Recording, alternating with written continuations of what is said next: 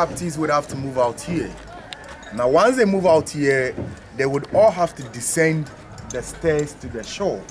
But if not for the stones being arranged this way as a sea defense, the ocean used to come very closer. But it was still shallow from this side. So bigger ships would have to dock 70 to 100 meters away from this side.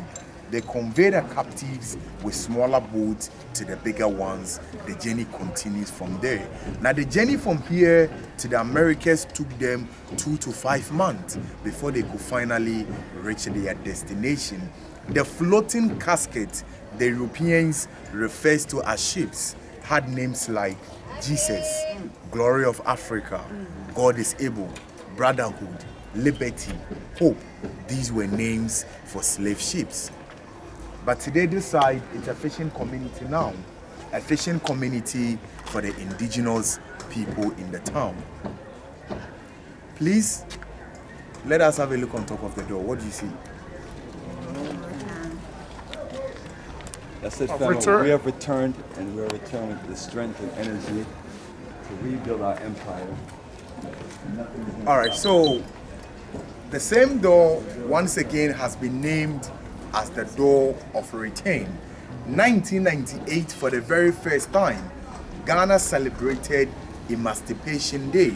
Now during the celebration, 2 bones of 2 enslaved Africans were brought from New York and in Jamaica, representing the people of the diaspora.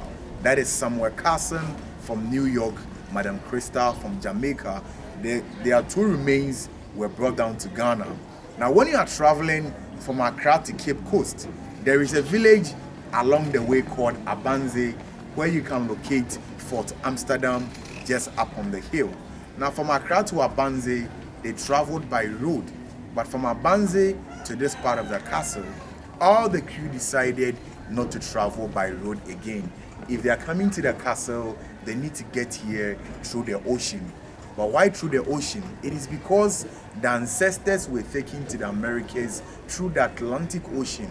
If the descendants of the ancestors are returning back home, there is a need for them to also use the ocean. They got here. A very short but very impressive ceremony was done just right in front of the door. And after the ceremony, the 2 bones were ushered through the Door of Return. That ceremony, it was very symbolical. The meaning of that ceremony means the chains has been broken, and for that matter, our brothers and sisters in the diaspora should now return back to the motherland again. Let us not forget the Black Americans. They are not white people, they are not from America, they are all from Africa. It is because of the injustice that occurred here. That is how come today they find themselves in the Americas and the Caribbean. The Door of Return is to bring back home our brothers and sisters who left here 400 years ago and never returned back again. We are asking them to return back home now, for there is no place like home. So later, the 2 remains were later buried at Asan Manson slave market, where the captives took their final bath.